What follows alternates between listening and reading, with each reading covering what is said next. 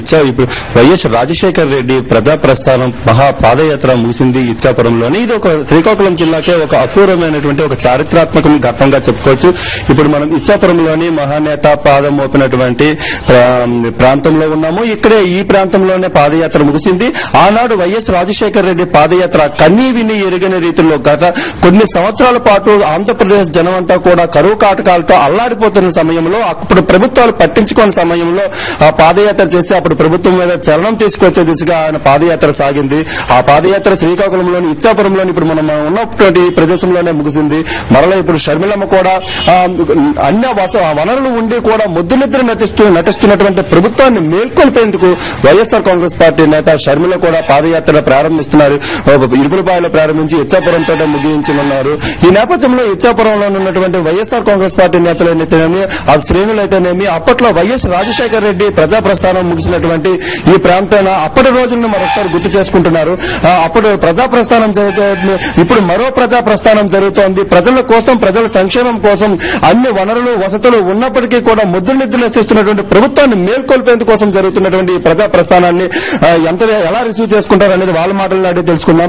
ఇప్పుడు మనతో వైఎస్ఆర్ కాంగ్రెస్ పార్టీ నేత మాజీ ఎమ్మెల్యే కృష్ణారావు గారు ఉన్నారు. ఆయన అడిగి తెలుసుకుందాం. చెప్పండి, ఆనాడు వైఎస్ విజయ్ ప్రజా ప్రస్థానం పాదయాత్ర ఎలా జరిగింది? ఇప్పుడు షర్మిల పాదయాత్రను మీరు ఏ విధంగా రిసీవ్ చేసుకోబోతున్నారు?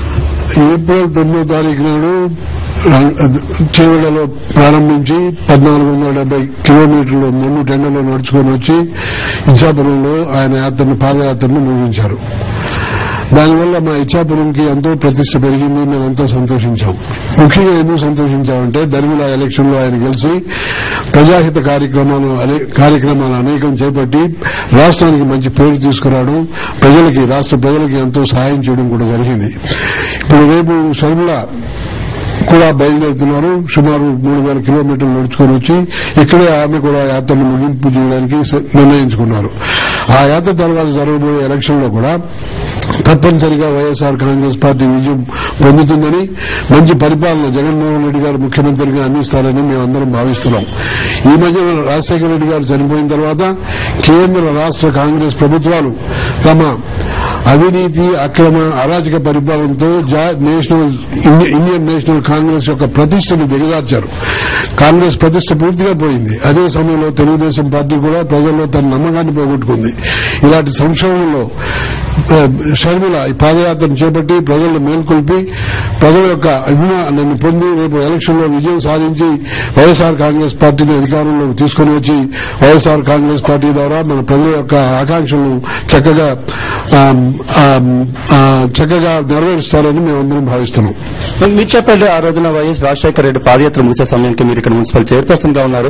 ఆనాటి జ్ఞాపకాలు మీకు ఏ విధంగా ఉన్నాయి? ఇప్పటికి ఆ రోజు 2003 ఇక్కడికి ఏప్రిల్ నెలలో ఆయన జూన్ నెలలో రావడం జరిగింది.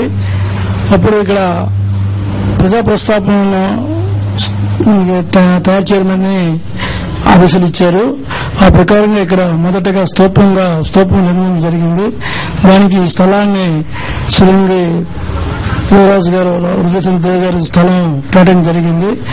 ఆ తరుణంలో మేము చైర్మన్ టైంలో ఇది నిర్మాణం జరిగి, మరి అప్పట్లో ఉన్న పీసీ ప్రెసిడెంట్ సత్యనారాయణ గారు, చాలా మంది ప్రముఖులు ఇక్కడికి వచ్చి దిగ్విజయంగా ఈ పాదయాత్ర ముగించి, మరి ఆయన ప్రసంగంలో ప్రజలకు మేలు చేస్తాను, ప్రజల తాలూక కష్టాలు చూస్తాను, మొదట రైతులకి విధిశక్తి మీద సంఘం చేస్తానని బహుశా ఈ ఇచ్చాపురం సభలో ఇవ్వడం జరిగింది. అదే ప్రమాణం చేసిన ఫస్ట్ సంతం ఏంటంటే రైతాంగానికి, కష్టాల్లో ఉన్న రైతాంగానికి విధిశక్తిపై మొదటి సంతకం పెట్టి ఆయన ఇచ్చిన మాట నెరవేర్చుకున్న ఘనత రాజశేఖర రెడ్డికి దక్కిందని మేము భావిస్తున్నాం. అలాగే చాలా ప్రజా కార్యక్రమాల్లో ఆయన ఏదైతే ఈ ఇచ్చాపురం స్టేడియం